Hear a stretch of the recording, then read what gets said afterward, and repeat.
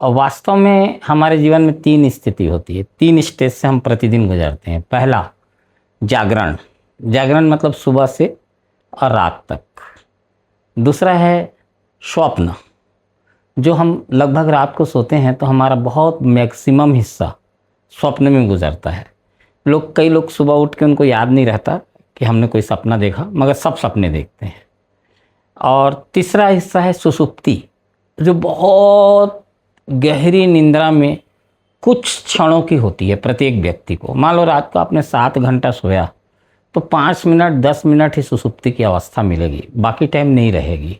और वो जो 10 मिनट 5 मिनट सुषुप्ति की अवस्था में हम रहते हैं, उस समय ना स्वप्न रहते हैं ना हम जागे रहते हैं, और उस समय हम अपनी आत्मा से जुड़ते हैं दिन भर में। और वही जो हम आत्मा से जुड़ते हैं कुछ मिनट्स के लिए, तो हमारी आत्मा फिर से जागृत होती है, जिंदा होती है उसी की वजह से। इसीलिए यदि कोई व्यक्ति 3-4 दिन न सोए तो पूरी तरह वो थकान और फ्रस्ट्रेटेड और दिमाग अस्त व्यस्त क्यों हो जाता है? उसका मूल कारण यही है कि हम सोए नहीं, तो हमारा जो है आत्मा से वो जो एक संबंध जुड़ना था वो नहीं जुड़ पाया।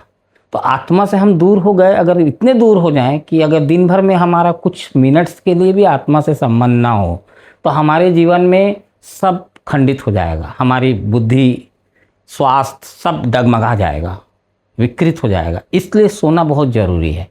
वो जो 4 मिनट 5 मिनट सुसुप्ति की अवस्था है, जब हम पूरी तरह अपनी आत्मा से जुड़े रहते हैं, बिना किसी विचार के, बिना किसी भाव के, शुद्ध एक जुड़ाव होता है, वो है सुसुप्ति। तो 3 स्टेज मैंने कहा, पहला जागरण, दूसरा स्वप्न और तीसरा सुसुप्ति। ध्यान जो है, जो महाजागरण है, वो क्या है? वो दिन में जागती हुए स्थिति में पूरी तरह अपनी आत्मा से जुड़ जाना, जहाँ विचार मुक्त रहें, भाव मुक्त रहें, साक्षी भाव में अपनी आत्मा से जुड़ने का नाम क्या है? ध्यान है।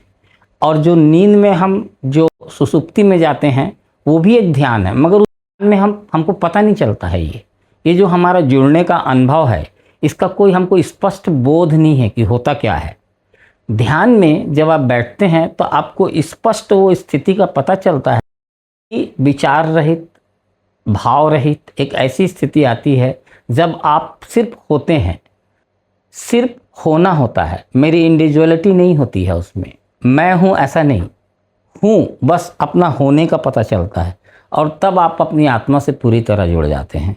तो इन 3 चरणों में, नींद में, जागृत अवस्था में और स्वप्न अवस्था में, इन तीनों में यदि आप जाग जाएं, तीनों स्टेप में, तो जागरण घट जाता है जीवन में। तो जागने की अवस्था में ध्यान के द्वारा वो अवस्था प्राप्त की जा सकती है। और जब जागने में आप ऐसी स्थिति में पहुंच जाएंगे कि आप विचार रहित, मन रहित, भाव रहित, अहम रहित स्थिति में अपनी आत्मा के साथ एक हो जाएंगे, तो फिर ये स्वप्न में भी संभव हो जाएगा। आपको पता चलेगा कि स्वप्न चल रहा है, और आपको ये भी पता चलेगा कि मैं स्वप्न देख रहा हूँ। स्वप्न अलग रहेगा और आप अलग रहेंगे। वो जो साक्षी भाव दिन में आपने ध्यान से इकट्ठा प्राप्त किया है, वो सपने में भी स्टेबल रहेगा और सुसुप्ति में तो रहेगा ही रहेगा।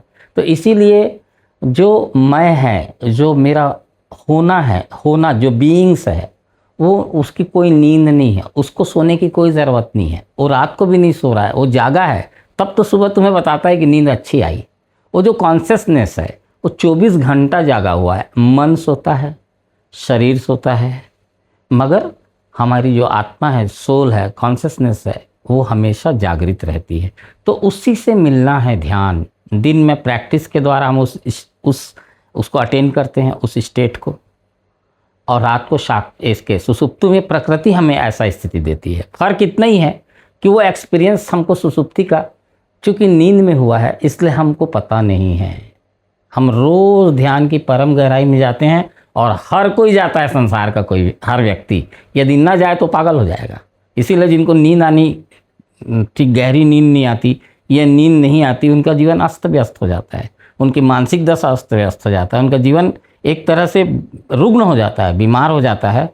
तो नींद में प्रकृति देती है और जाग के आप प्राप्त कर सकते हैं उसी अवस्था को। और जब उस अवस्था को आप प्राप्त कर लेंगे तो आपका जीवन आनंद, शांति, प्रेम, से भरा होगा, निश्चित भरा होगा।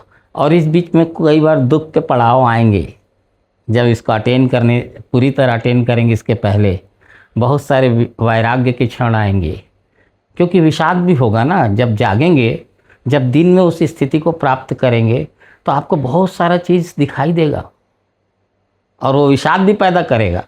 खुशी भी दे सकता है, विषाद भी दे, मगर अटकना नहीं है, कुछ रोकना नहीं है, कुछ करना नहीं है, बस सब चीज़ को गुजरने देना है।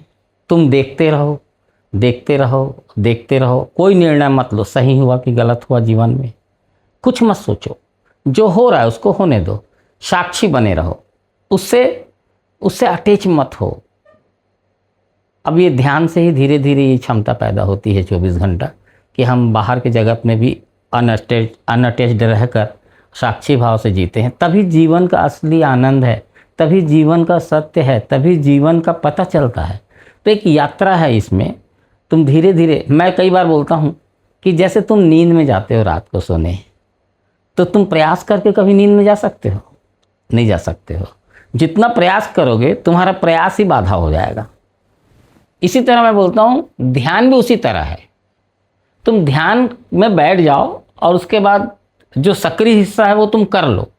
जब ध्यान करो तो फिर कुछ मत करो, चुपचाप देखते रहो, प्रयास मत करो, शांति की खोज मत करो, अच्छा की खोज मत करो, कोई चाह ही मत रखो। जस्ट ए वॉचमैन वॉच, देखते रहें एज ए वॉचर।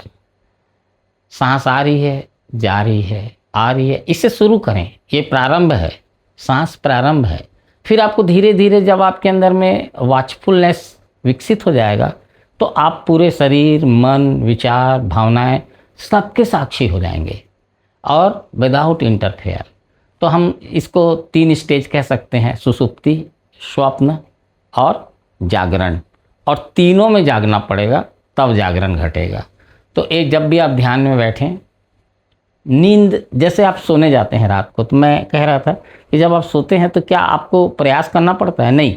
जब सब प्रयास कर छोड़ देते हैं, अचानक से नींद आ जाती है, जब आपका कोई प्रयास नहीं है। ध्यान भी ऐसा ही है।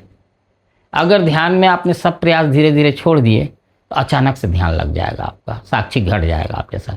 तो आप घटा नहीं सकते साक्षी को, वो घटेगा, वो घटने की चीज़ है। इसीलिए ध्यान कोई घटा नहीं सकता।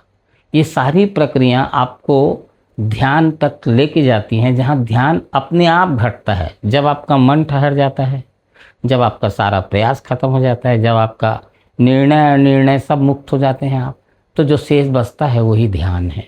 इसीलिए ध्यान को समझाना थोड़ा मुश्किल है। ऐसे कोई जो ध्यान नहीं किया उसे समझ ही नहीं सकेगा कि ध्यान क्या है। मगर अगर आप प्रैक्टिस करते रहे तो आपके जीवन में बहुत जल्दी वो शून्य की स्थिति आपके एक्सपीरियंस में आएगी, वो साक्षी भाव आपके एक्सपीरियंस में आएगा। और जब एक्सपीरियंस में आएगा तभी आप जान पाएंगे कि ध्यान क्या है। ठीक है।